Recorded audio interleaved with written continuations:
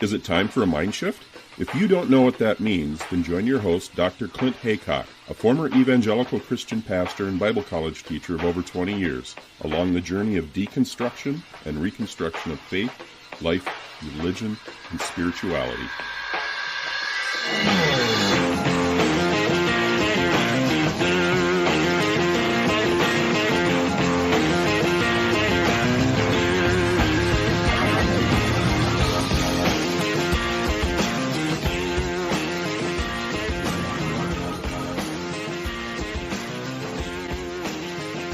I'm so happy to welcome back returning guest Dr. André Gagné, all the way from, I think you're in Montreal, is that correct, in Canada?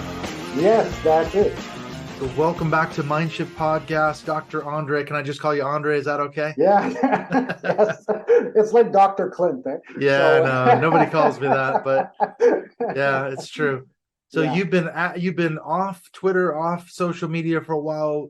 It's been a long time since we actually touched base. I kind of wondered what happened to André. You were the first one I think that I reached out to. Oh man, it must have been at least 3 years ago, perhaps, to talk about Dominion theology. And so you've been sort of inactive on social media. Why did you take a break? Oh, I just needed a break. After the 2020 elections, that year, specifically that year, was a kind of very brutal in terms of media requests. I was compiling stuff for our annual reports at Concordia, and I think I did like 120 interviews during that year. So you kind of get, a bit tired of that. No kidding. I just needed a break. I just needed to kind of refocus, do some other types of readings, focus on research a bit, try to kind of think about what comes after 2020. And I got back on social media, in fact, on Twitter more specifically, because I'm not really on the other platforms, in October 2021. But it was very low key. But then, people start talking about charismatics, Pentecostals, Seven Mountains Mandate, Dominionism, stuff like that. And the urge to, of course, respond. You can't resist. That's it. It's very difficult. So, so things started picking up again pretty on a pretty strong note. So I'm back. I'm happy to be back, in fact, and kind of reconnect with former colleagues and people that I had connected before with you, for example, Clint, and others. It's back. It's fun to be back. It's good to have you back for sure, because I wondered whatever happened to André Gagné, and was glad to see you back on Twitter. Somebody, I think, tagged you into a tweet or something a couple months back, and I was like, oh, he's back. So we've been talking about, in fact, we talked about, I'm sure we'll get into this. You came out with a book probably a year and a half ago, I guess, but the thing was, it was only in French. So that has a certain amount of appeal outside of, I guess, Montreal, that area. French-speaking people. So I'm really excited to talk to you about that book, and we can, it's about the evangelicals that were behind Donald Trump, I think, wasn't it? So what's your sort of interest in Dominion theology, just sort of generally? Because, as I say, you were the first person, or one of the first people I reached out to a few years ago when I was really starting to research Rushdoony, Christian Reconstructionism, Dominion theology, which led me down these rabbit trails, Seven Mountains, as you mentioned. What was it that got you interested in that topic generally? Of course, the arrival of Trump made a big significance on my thinking in terms of religion and politics. And the experience that I have with neo-charismatic Pentecostal groups, knowing very well this milieu, brought me to engage in serious research, specifically focusing on these groups, because we can talk about evangelicalism in general, but my book, which you mentioned, came out in 2020. That book was actually, in fact, a book that was really geared for, like you said, a French-speaking audience. More specifically, I would say Europeans that were really wondering what's going on in America, especially like France and Switzerland and Belgium. They have a different view of the relationship between religion and politics. And a lot of people felt like, what's really going on in America? So that was I had a colleague from Switzerland who contacted me. He's actually the co-director of a collection of works in the study of religion and sociology, more specifically. And he asked, Andre, if you're up to it, we would invite you to actually write a book on Trump evangelical supporters. Mm-hmm. And so I had a very, very short window to write this. So he contacted me, I remember it was in February of 2021. The publishing house, when we signed the contract, asked that I submit the manuscript of the book at the end of May of that year. It's a short So that's turnaround. about that's really about 3 months. But I had done a lot of the research. I had everything. Mm-hmm. It's just now constructing an argument and a narrative to explain what that is.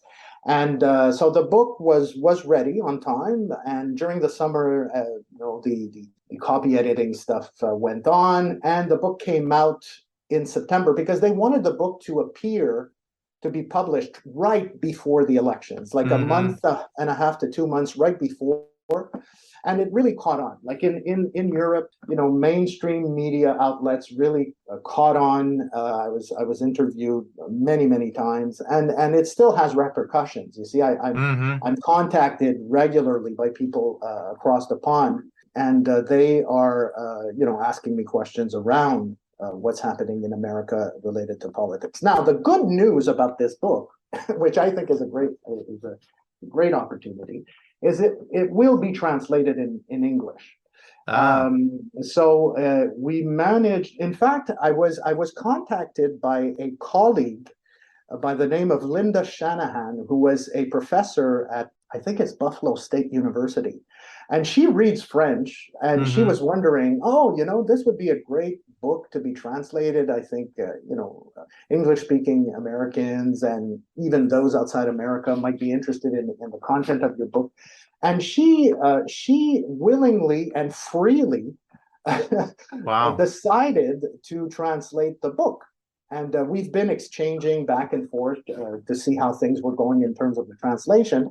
And we were looking for a publisher, and that took quite some time. And I had sent my book around to some colleagues in the US, and there was another colleague who is at the James Madison University. And she read the book, and she said, listen, I'll try to contact some of my contacts, some of the people I know that have edited my books. And she got in contact with Routledge. And so we kind of figured out something, and the contract now is signed. Now, what's important to understand in terms of this book, this is a book that is a snapshot of what was happening in 2020 and prior to that, what led to that. So when it's going to be translated, I will have a kind of an introductory preface explaining why this book came along. It's not going to change the content of the book because it's kind of like an archive of what was happening at the time. Yeah, and snapshot. Probably, kind of a snapshot. And then probably add an epilogue explaining where we are now. You see? But the book will remain, that's like the bulk the core. Of the book. That's it, will remain that. And in that book, of course, I do talk about Dominionism. I talk about Seven Mountains. I talk about the New Apostolic Reformation. I kind of contextualize, especially those neo-charismatic Pentecostal supporters of Trump, because you know that supporters of Trump went beyond that. Of course, you have Catholics and you have mainstream evangelicals and stuff like that. But I focus more particularly on this neo-charismatic Pentecostal brand that people are less aware of, but are now becoming more aware of. I was going to say, we're seeing a lot of that on Twitter.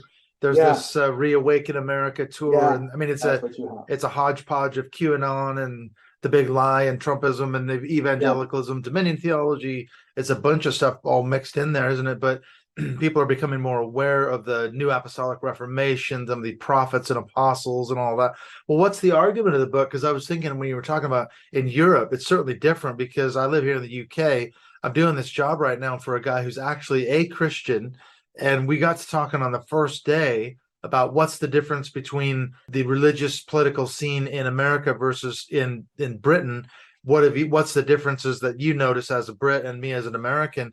And I went into the whole thing about the fact that in America, the religious right and all that, they're so embedded in the political sector, and we just don't have that here in the UK and in Europe. Like you say, you go into a cathedral and it's pretty much empty. There's a few older people there, more like a museum, isn't it? So what's your argument of the book? How would you encapsulate it?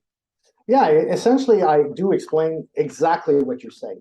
You see, part of the book, especially in the introduction, is explaining a bit the history of neo-charismatic Pentecostals and eventually how they became politicized and how that political dimension is encapsulated very much in the New Apostolic Reformation. That's what I do in the book. It's exactly that. And you need to explain that to people that are not familiar with these groups, these names, these various individuals. You need to explain that and really unpack some of the history. You have to make it accessible. You can't be too detailed on some of the things because all this language is a grammar in and of itself, as you know. Right? So you've studied this a lot. You have to read the authors themselves. You have to understand the grammar. It is a grammar. It is a way of thinking. You have to embed yourself in that way of thinking. And you have to find a way to translate that in an accessible manner for people that are not part of that at all, that don't know what this is about. So the book is not overly scholarly in that sense. You see, it is a book that situates itself in between. It's useful for scholars, it is, but at the same time, it really seeks to get the attention of non-specialists, and I think this is what we try to do. I've seen my work as a professor and as a scholar as a kind of you want to make complicated things a bit more simple for individuals to understand. You want this stuff to be accessible, and you want them to understand the implications of what all of this means. Because even you're talking about the UK and you're talking about America, you're talking about other places in Europe. In Canada, it's the same thing. We don't have this, exuberance that we have in the US. There are provinces that are more attuned to this kind of stuff than other places. Like Alberta was often characterized as God's own province. The Bible like Belt of Canada. It's the Bible Belt of Canada. But talk to people about all of this in Quebec, for example, which is extremely secular. Despite what we say, it is very secular. It's hard for them to really understand what's going on, and the tendency is just saying, all these people are crazy and all of that. And you have to tell them, no, it doesn't. You don't solve anything by calling people crazy. You have to understand what it is. You really have to understand what it is to be able to realize what the implications are politically and what the implications in some cases can be for democracy. So that's what the book is about. That's what the book tries to do. That's what we also tried to do. And you probably saw this. I sent you a link, Clint, on a statement that some NAR individuals came out with recently, last week, in fact. And Fred Clarkson, who is associated with the Political Research Associates that you know very well. And I think you actually talked with him maybe at one point. Yeah, I wrote an article for PRA last year. Yes, I think Christian homeschooling. Yes, I saw that. Excellent piece, by the way. Yeah, thank you. So we've been collaborating for since probably the beginning of October. I've been in touch with Fred for a long time, and with people like Rachel that were part of Talk to Action at the time, and Bruce Wilson. We've been in touch. But at one point we were talking, Fred and I, and saying, it'd be nice to write something together. We to get our ideas across. And he had an idea at one point, and we did write a first piece in August around the issue of a possible rift in the New Apostolic Reformation that emerged out of another statement that came out in April 2021 called the Prophetic Standards. You remember all the failed prophecies around Oh Trump's? yeah, I did a couple of episodes on Yes. that. Oh yeah, You know there's a all of lot that. of it. So, Yeah. there are a group of Christians that are tied to the charismatic movement that tried to, in April of 2021, to kind of regulate what would be prophecy and critiquing, in a sense, those that engage in this kind of political prophesying. So there was a first statement there, and we talked about that and the consequences of that in that first article. And then we decided to, because since as you're very much aware, in a couple of weeks there are going to be the midterm elections here. The mainstream media is starting to pick up on the new Apostolic Reformation. There are more and more candidates. You have Doug Mastriano in Pennsylvania. That's making a lot of the news there, and we have people that are, really doing a lot of research on his work there. And so a lot of reporting has come out of the awareness that there is a group, there are individuals that belong to this movement. And as we were seeing the reporting on that, and it's very difficult then, as we were saying, Clint, to report on that if you're coming at it for the first time. You're seeing it's true. Apostles, the prophets prophesying, Seven Mountains Mandate, Dominionism, they're thrown left and right, and you have these names, Dutch Sheets and Lance Waldau and Mario Murillo. Cindy Jacobs, so many, Hank Kuhlman, so many names. There's so many people. Yeah. And it becomes difficult. How do you make sense of all of this? And Fred has been working on all of these religious right groups since years. For years. Like when nobody was talking about this, Fred was talking about this. And I have been working on this too. So we decided to join our forces and try to provide a bit of and that was Fred's idea, kind of come up with a reporter's guide on how to speak about that when reporters are engaging in research, where to look for sources, who are the main players, how to defining terms. That's it, terms, terminology is huge. What's an apostle, what's a prophet, what do they do, what is prophesying, all of this. What are networks? Like, what is an apostolic network? And just kind of give guidelines. We're not targeting anybody in these reporters' guides, but we're just giving, guidelines to help people if they feel, inclined to take a look at it. And we're probably going to work on another one. We have two of these reporter guides that came out. We're working on a third one that, I don't know, maybe in a couple of weeks or so is going to come out. And because we got interrupted by this statement, NAR and the other thing, nationalism statement. So that's why we kind of had to put that on hold. We put that on hold and really gave ourselves to kind of giving a bit of our assessment on. The thing is, these ideas, I mean, I would say they are dangerous. They do spread, don't they? Because when you were talking about Canada and Europe being so different than America, I've seen some things where in Canadian politics, there are evangelicals, charismatics, dominionists who are making inroads in certain places. So they're looking at the playbook of Trump evangelicals in America and saying, okay, we can copy that here in Canada. We can do that. And then I was thinking, I don't know if you've come across Crawford Gribben's book about Christian Reconstruction in the Pacific Northwest. This is a whole nother thing I've been doing a lot of research on Doug Wilson, and that's kind of the focus of Gribben's book. And it's sort of like he traces how guys like Wilson and others now are picking up sort of the torch of Christian Reconstructionism, Dominion theology. They've sanded off the rough, more objectionable edges, but he's got a whole thing going on up there in Moscow, Idaho, basically building a religious empire and trying to spread the word in a new way that Rushdoony, I don't know if he would approve of that, but he's taken his ideas and taken them to new levels, so these things are on the move, aren't they? You have to be aware, like you say, of what's going on in these movements. Absolutely. You're spot on. The thing in Canada, and it's true what you're saying, some of these groups are looking at the playbook in the US and maybe we can do this and we're going to try to influence politics and try to influence, the policies on abortion and so on. the only impediment that we have here is that they don't have the numbers. You see, that's the difference. The base isn't there.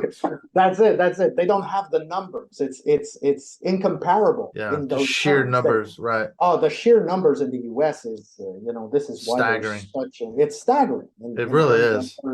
Their influence and how they're permeated in various networks. It's just mind blowing, and it's hard to follow. There's so much stuff that it's at one point you have to choose something that you're going to follow, or else you're going to. It's overwhelming.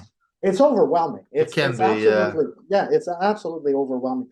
You said something very interesting in that book on Christian Reconstructionism and what's happening in the American Northwest. And this is something that we'll have to kind of continue discussing when we're talking about Dominionism, and there's streams of Dominionism. Right? Oh yeah. So you talked about this in your piece for PRA about the Christian Reconstruction stream. What we're seeing in Reawaken America tour is more the kind of the Kingdom Now stream, right? That emerged with Earl Polk in the 1980s, which is very strongly rooted in latter rain theology. So, and at one point, of course, there was a marriage of that in the 80s. There's a marriage between Christian Reconstructionists and the more we would call them, and Rachel talked about charismatic dominionism, which is not exactly the same. Yeah, there's subtle differences. That's it. It has the infusing of spiritual gifts and supernatural power that you won't see in the Christian Reconstructionist camp, even if Gary North was a bit more open to the possibility of some spiritual gifts compared to Rushdoony himself, but not to the extent that we're seeing with neo-charismatic Pentecostals now. And their strategy of mobilization is different. When you talk about the Seven Mountains Mandate, it's really different in terms of what the people and Rushdoony's world was about. They kind of hijacked some of Rushdoony's ideas and made them more charismatic in a sense. So that's important, I think, for us as scholars and for journalists to understand the various streams of dominionism. We can have a general understanding or a general definition of what it is, that it's this perception, it's this theocratic idea that Christians are called by God to rule or govern the world, and doing this through taking possession of cultural and social institutions. And we can talk about this in general terms, but its manifestations are very, they're different when you look at the charismatic side of it. And Rushdoony, as you know, relied very much on the sovereignty of God. He's a good Calvinist. He's a fantastic Calvinist. He was. He's very faithful to the sovereignty of God, and it's rooted in Calvinistic thinking. You have the Seven Mountains Mandate people and the Kingdom Now people that are not Calvinist at all. They're Arminian. So they collaborate with God. You see, they have to get involved. They have to, almost help God establish the kingdom. It's a partnership thing. Yeah, it's really, really a partnership thing. Yeah, it's so true. So this, I think, is important for us to differentiate, to kind of speak about those streams also of dominionism. Not only groups like Christian Reconstructionism or New Apostolic Reformation, but also the types of streams that we encounter in that thinking of what we see as dominionist theology. Well, one of the things I've seen in the charismatic side, they're much more of an emphasis on spiritual warfare, obviously unseating the demonic powers that are sitting atop the mountains. And you don't hear any of that in Rushdoony, do you? It's more about that. That's the Doug Wilson model. Basically, that's where I see him picking up that aspect of Rushdoony. It's a grassroots thing through homeschooling, through generations and generations, raising children with a biblical worldview, in air quotes. And eventually there's going to be enough of them whereby they will have dominion. They're going to, in a post-millennialist theology or eschatology,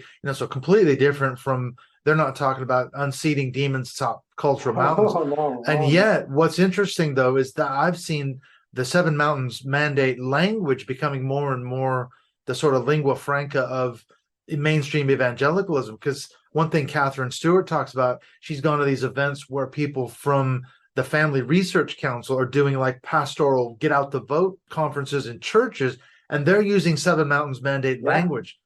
And in theory, that shouldn't happen because they're not a charismatic entity at all. But yet it's become just the parlance. We're going to just take dominion over these seven mountains of culture. You hear David Barton talking about it and things like that. Why is that coming out of their mouths? Because it's a convenient sort of model, I guess, that seems to work on a lot of levels. Absolutely.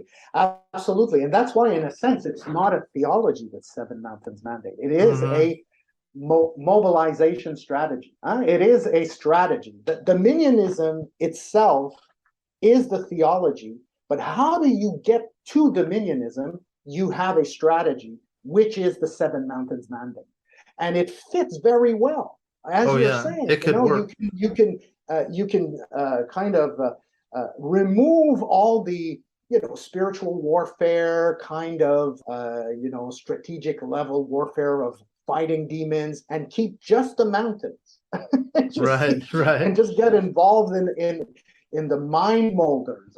People like Cunningham and Bright used to use even that language of the mind molder. Yeah. And that's sufficient. So we see that there is a marriage, at least in terms of this idea that Christians need to somehow, penetrate society, socially transform it in order to make sure that the kingdom of God will progress in American society, but in the world also. This is not just an American thing.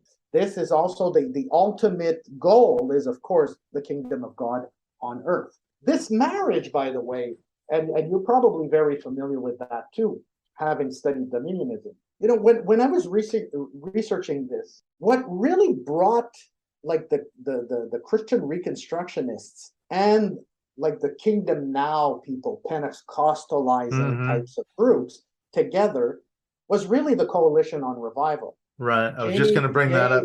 That's it. And Jay Grimstead was the architect of this movement, which really sought a broad coalition towards dominionism. And when you look at their worldview documents, for example, their statement of purpose, they're talking about having in their midst, you have Presbyterians, Reformed, Pentecostals, and you have all-millennialists, post-millennialists, premillennialists. All sorts of theological. That's it. We're putting that aside in order to bring social transformation.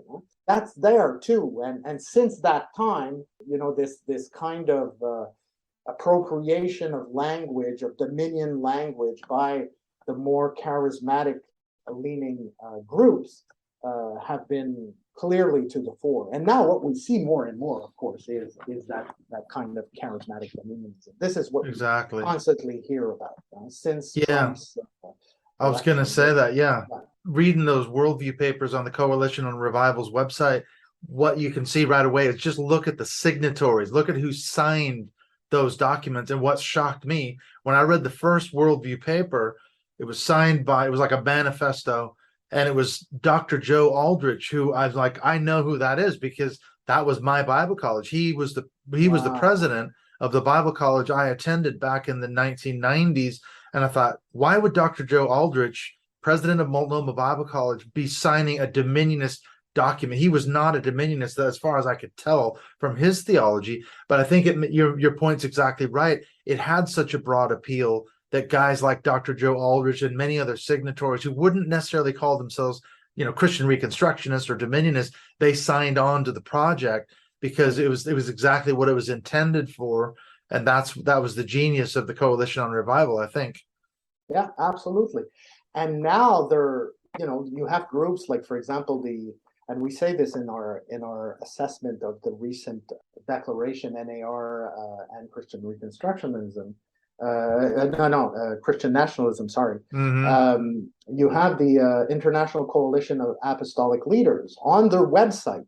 They point you to the worldview document. Right. So the link to you're directly.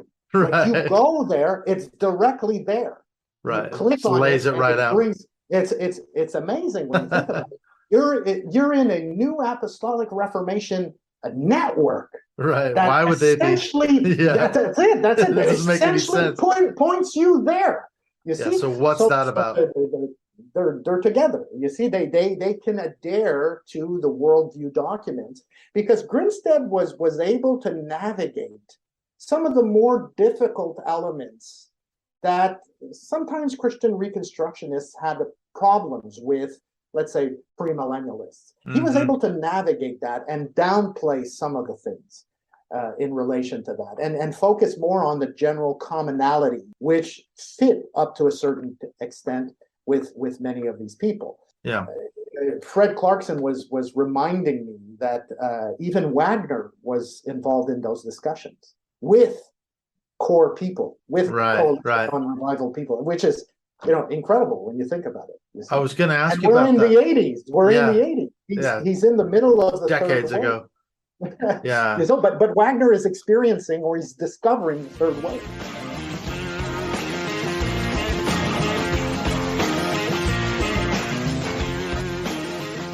When we come back in the second half of my conversation with Dr. André Gagné, we're going to be talking more about this issue of the New Apostolic Reformation. Guys like Dr. C. Peter Wagner, where does it actually come from?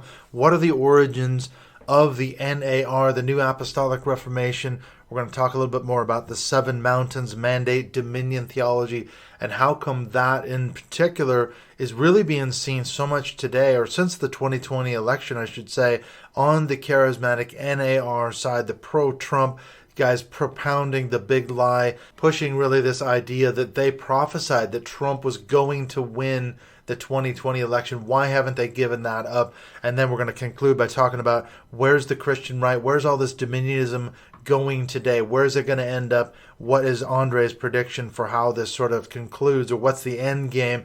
So we're going to look for that in the second half of this chat. I wanted to mention, though, before we get back into the talk with Andre, what's coming up here on the next few episodes here on Mindshift Podcast. As I mentioned, I've been working a lot on these episodes, doing an expose, a really deep dive into Pastor Doug Wilson. He's a controversial pastor / maybe cult leader out of Moscow, Idaho. I've been doing a ton of research, a ton of writing on that, working on some episodes coming out, but as it's turning out, there's actually too much information. I was going to split them into 2 episodes, but I think it may end up going as many as 3 long episodes.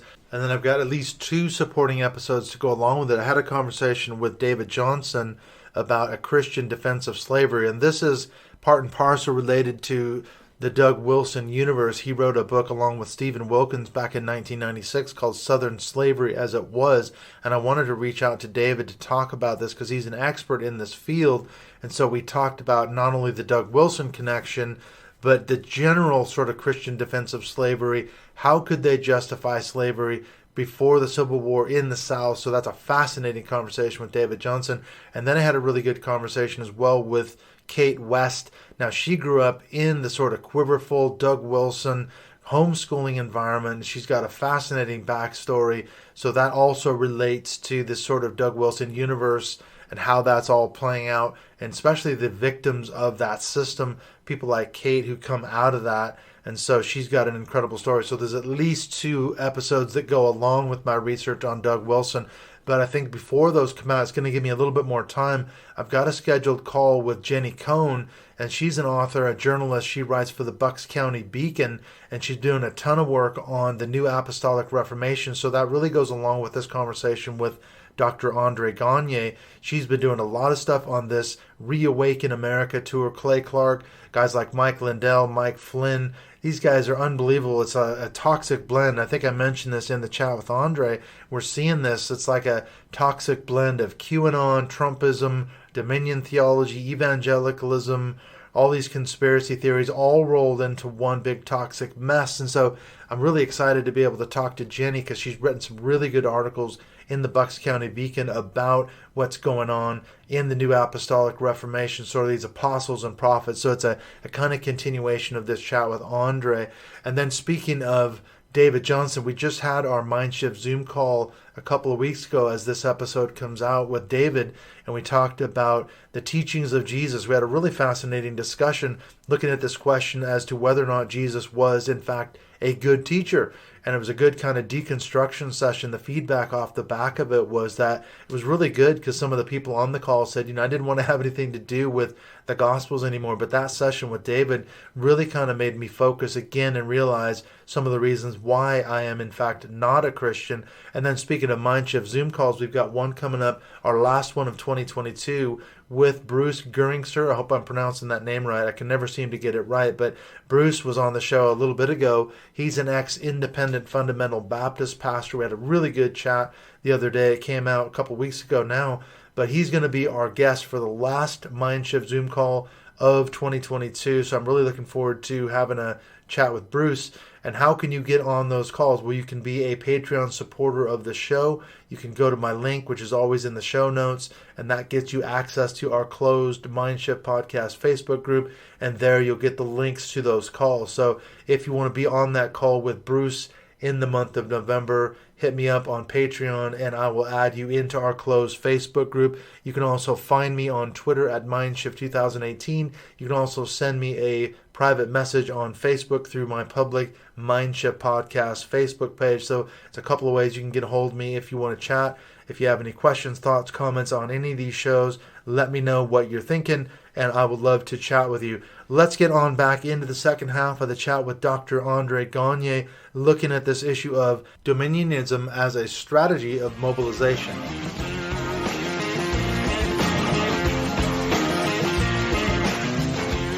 Yeah, that was what I was going to ask you. Where's the NAR come from? Because obviously a name like Dr. C. Peter Wagner, he coined the term, although he kind of downplayed it from what I gather. But you mentioned Bill Bright, Lauren Cunningham from Youth with a Mission and Campus Crusade for Christ. This is the roots of the New Apostolic Reformation, Seven Mountain stuff. Is that where you would trace it back to? In fact, the strategy that we talked about, the Seven Mountains mandate, that would go back to 1975 with Cunningham and Bright. But the real, the idea of the apostolic, the person that really kind of pushed this was Wagner. He was already very cognizant of what was going on in the 90s. He came out with books in 1999 talking about apostolic churches. His famous Churchquake book is 1999, and at the bottom, it's the New Apostolic Reformation. So right in the 90s, he's experiencing a kind of move of the apostolic, you see? And in 2001, he's going to kind of officially say, okay, I think it starts officially in 2001. So he coins the term. But it's a process. This idea of New Apostolic Reformation is really a process. And this is why we have to read a lot of these people that have been there from the beginning. We have to go back to people like apostle/prophet Bill Hammond, who kind of tried to map out a history of the fivefold ministry. He was talking about evangelists that came out in the 40s and 50s, and then you had the pastors in the 60s and 70s, and then the prophetic in the 80s, and then the 90s would be the decade of the apostles, where God would be restoring the fivefold ministry decade by decade. But that's a kind of interesting reading that he came up with, you see, rooted in the latter rain. Because Hammond was influenced by the latter rain. He was close to people from the latter rain movement that, as you know, started in Saskatchewan, Canada. It was a Canadian thing, wasn't it? It was a Canadian thing that spread throughout the world. But Hammond was very much inspired by that, this idea of fivefold ministry. It really comes from that, as we understand it today in these circles. Now, it doesn't mean that people or Pentecostals early on didn't believe in apostles, prophets, pastors, evangelists. The Ephesians 5 thing. Yeah, they did. You have early Pentecostals that did believe that. But the way that this is articulated today amongst New Apostolic Reformation people, that's really rooted in ideas that come out of the latter rain, and then are picked up by people like Bill Hammond and Earl Polk, by the way, who were close. Both of them were quite close. So it's interesting because I'm reading stuff. When you're reading Hammond, you're reading his book on the Eternal Church, or the Day of the Saints and others, where he lays out his history of the various ministries. You almost hear in his description of what Christians are supposed to do in the world, you almost hear Earl Polk. It's like almost his theology same talking kind of, points. Yeah, exactly. Yeah. It's the same language because they were very close to one another. So, so that's where we have to see this kind of development. And Wagner, as an individual, I don't know if you had the chance of reading his own memoir. He talks about his journey into all of this. It's fascinating. Oh, right. Wagner goes through phases. Like he was a missionary, and he got enthralled with the church growth movement with McGarvin, Wimber, Vineyard movement, that's it. And then with Wimber, the third wave, he met Cindy Jacobs, the prophetic, meets Pierce, the apostolic. So he goes through these phases, and because he is a prolific theologian and writer, he influences people through his writings. So people are not kind of, aware of the literary production of Wagner and how that has permeated non-denominational networks and churches and has brought us to the point of where we are today. Yeah, hugely prolific writer, wasn't he? Well, in your research, did you notice that this is something I think I've seen from maybe the outside, that seems like the more the high-profile Trump supporters, the evangelical supporters, the ones who are part of his, evangelical advisory board and things like that, and the ones who are carrying on the torch now, the Reawaken America tour and things like that, they're out promoting the big lie. They're proclaiming, that I saw a thing about with Kat Kerr the other day, and she was at some conference, and she was declaring that in the courtrooms of heaven I heard God say that Trump is the legitimate president, and everyone's going to know soon, and they're declaring this and declaring that, and thus says the Lord, blah blah blah. Even the fake news will have to tell the truth.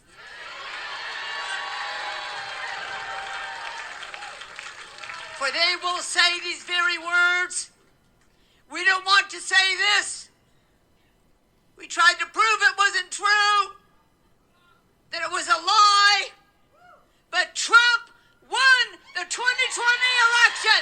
He is the president of the United States of America, and I will give him his 4 more years. There will not need to be an election to cause that to happen. For I have already spoken from the courtroom of heaven, even into the unknown space, into the spirit realm, the physical realm. Those words have already been spoken. You can write it down. That it will be proven that Trump, who was my chosen person, is my chosen person to sit in the seat of the White House, who will wipe up this mess like a mop bucket so there's no trace of it. Why are they the ones so vested in, even now, 2 years almost after the failed election, why are they still pushing the big lie? Why are they still so desperate to, quote unquote, prove that Trump is the rightful president? Because they look bad, eh? They have failed prophecies. Yeah, so they all prophesied he was going to win. That's it. So they have to figure out if he's not there, if he's not really the president, at least in the White House, he's declared by God in the courts of heaven as being the president. So the prophecy hasn't really failed. You see, that's right. We actually were right all along. That's it for people like Kat Carr and Hank Kuhneman and others. Yeah. And this is interesting what you're bringing up here, especially Kat Kerr and that kind of prophetic voice. These are non-Wagnerian networks or people. They're not really they're kind of, I would say, freelance prophetic figures. Right, they're not attached to any They're not denomination or network. really, no, and Yeah, they're not part of the coalition of apostolic right. leaders.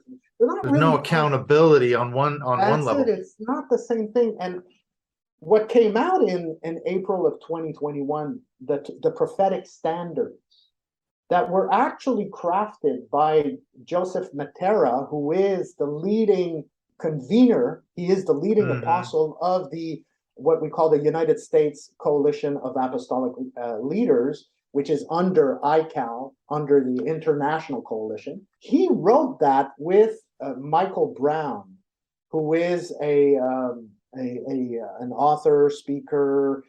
He writes books. He came out with a book on Jezebel in America and others. So they kind of wanted to make some cleanup in terms of all of what's happening. Clean up the mess. That's it, clean up the mess. But it didn't really work because these people are still on. They're still around. They're still attracting. Oh yeah, huge audiences. The Reawakening Tour, they're always there. You have all sorts of new prophets coming in and all of that. So it hasn't worked. That's this 2021 standard, prophetic standard document. Now, the new document, NAR and Christian nationalism, I don't know if it's going to really pick up either. It's going to be surprising because key individuals that are part of the NAR, people like Che Ahn, Cindy Jacobs, Lance Wallnau, Dutch Sheets, Chuck Pierce, they didn't sign this. Right. And they didn't sign on. No. And they haven't signed the prophetic standards either. Nope. So this is why there's probably a problem. There's probably a rift going on in New Apostolic Reformation circles. And you have people that want to distance themselves. And you have other people that, they're just on that bandwagon, that political prophetic bandwagon and continuing, and they're kind of developing relationships with these kind of individual prophetic figures like Kat Kerr and Hank Kuhneman and others, you see. So they're still on because, for them, Trump won. He won in God's eyes, and he is the president in the divine courts. Yeah, because the implications of them being a false prophet, that's basically what I did just after the 2020 election. I was hearing all these prophecies of these people like Kat Kerr and Hank Kuhneman and on and on and on, saying, we were going to predict Trump was going to win by a landslide and all the rest of it. And then when he didn't win, they doubled down. And I basically went through in the Old Testament, New Testament, look at the verses in the Bible that spell out what is considered a false prophet or a legitimate prophet. And I just said, look, if they failed to predict an event and said, God told me this is going to happen exactly as I say it's going to, you're a false prophet. And there's no accountability, though, like you say. No one's calling these people to account. They're still out there 2 years later, saying Trump did win. We were right, as you say, all along. And you know what they're going to say also, and you saw this, I'm sure. They're going to explain it away by saying, the tenor of our prophecies are not equivalent to Old Testament prophets. Right. Yeah, it's a different category now. It's a kind of a different dispensation, whatever. And what they're going to say is, the New Testament says that prophets need to be judged. If you read 1 Corinthians 14, everybody can prophet one at a time and others judge. And Paul in other epistles will say, judge the prophecies. So they're going to say this is not or does not have the authority of an Old Testament prophet. And the prophetic standards in April 2021 emphasize that. And it's interesting, the NAR and Christian nationalism new statement re-emphasizes that too. So it's like a way to not name anybody. They've never named. And nobody was actually pointed out by name. That's it. They never name anybody. But it's a way for them to kind of minimize the damages by saying, it's not equivalent to Old Testament prophecy. And you have even scholars that are attached, at least in terms of networking with some of these individuals, that explain it also that way, that will use the Bible and will kind of explain that there is a difference, to kind of, so that people will not completely discredit individuals. It's always about reputations and making sure that you're not publicly criticizing someone. Because if you criticize publicly, and I know this because I've spoken to some people that, they embrace the fivefold ministry and stuff like that, and they're aware of the problems. And one of the things is, we don't like to speak ill publicly of individuals. And why is that? It's because they feel that if they do, they might grieve the Holy Spirit. It might, produce a division in the body of Christ. Oh, and can't that's have that. good. It can't happen. So you see, so that's why they're kind of very careful in how they try to frame their objections to some of these practices. Where do you all see all this going? Because as you mentioned, okay, the Christian right won a major victory in overturning Roe versus Wade. And that's, as I see it, all tied in with the Christian nationalist argument, saying America was a Christian nation. It needs to become one again. They have had a long-term, decades-long strategy of electing the right president who will then appoint conservative judges on multiple bench levels with a view to, the Supreme Court, which they accomplished with Trump. And then you saw all these draconian anti-abortion laws come out off the back of that. You knew it was going to go to the Supreme Court, and they did, in fact, overturn Roe versus Wade. So they could say, look, we are turning America back into a Christian nation. We are taking dominion, and you've got things like the Reawaken America tour. I mean, this is a hodgepodge of QAnon and conspiracy theories and, miracle quack cures and COVID deniers and all this, and Christian nationalism and dominion theology. And you got guys like Mike Lindell and Mike Flynn. And I mean, it's just, it's a mess. I mean, where's all this going to end up? What's the end game? It's like of course, their goal is to win the House and the Senate. That's the goal. Even if they don't, this is not going away. It's not going to go away. There's 2024. Will Trump? That's the question. Yeah, is he going to run again? If it's not Trump, will it be DeSantis? Like, who is it going to be? You see, they're not going away. They're not going quietly into that good night. No, they're not going away, and they're becoming more and more influential. They have, a huge following on their social media platforms. They command attention. They have YouTube channels, Twitter, or whatever. They're on Rumble. Mega followers. They're everywhere, and they manage to get people moving. The thing is, they have a narrative. You see, they have a story. I read a good opinion piece. I can't remember the name of the author that was talking about, I think it was in the New York Times, talking about how the right runs circles around the left in terms of having a narrative. Even if that narrative is, even if that narrative is dystopian and discouraging, whatever, they have straight out of The Handmaid's Tale. At least they've got one. But they have a story, you see, and they know how to mobilize people. And we know that the Christian right has always been very good in terms of networking. They have churches, they have connections, they have the money, they're more organized. Yeah, they got deep pockets. They got some dark money mega donors and all that. Yeah, that's it. They have the DeVos family and so many others. The mechanisms are there. You see? So it's not going to go away. Are they going to change candidates? Are there going to be new prophets on the scene coming up? If Doug Mastriano wins, oh my goodness, what's going to happen to Pennsylvania? Some people are really worried about that. But if he doesn't, something started with Mastriano in Pennsylvania. And he's actually, when you look at the guy, he actually fits even more better the bill than Trump. Because he is a dedicated, quote unquote, Christian, at least in his mind, or how people envision what a Christian should be.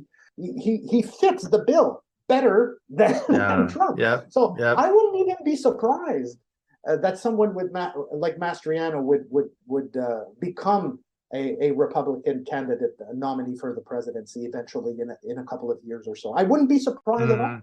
Especially if Trump gets taken down in all of his legal affairs that they're coming after him left, right, and center. Someone's got to get to him, man. He's a Teflon Don, isn't he? Literally. It's incredible that he hasn't been indicted with everything. If it was anybody else, like, it's incredible. Taking classified documents and, that right there would land any of us in prison. No, a long time ago. It's like, it's mind-boggling. But you're absolutely right. Yeah, it's not going away. But the thing is, what we need to do is continue informing people, being precise in how we speak about those things, not engage in this kind of broad brushing of, everybody's a Dominionist or is a Christian. No, we can't do that. Of course, that's not true. But we need to be able to explain to people carefully and adequately what these people are about, how their project is, has a certain menace to it in terms of it's not a pluralistic project. It's not. No, it isn't. At least in our understanding of what democracy is, it really questions that form of democracy that people understand it to be.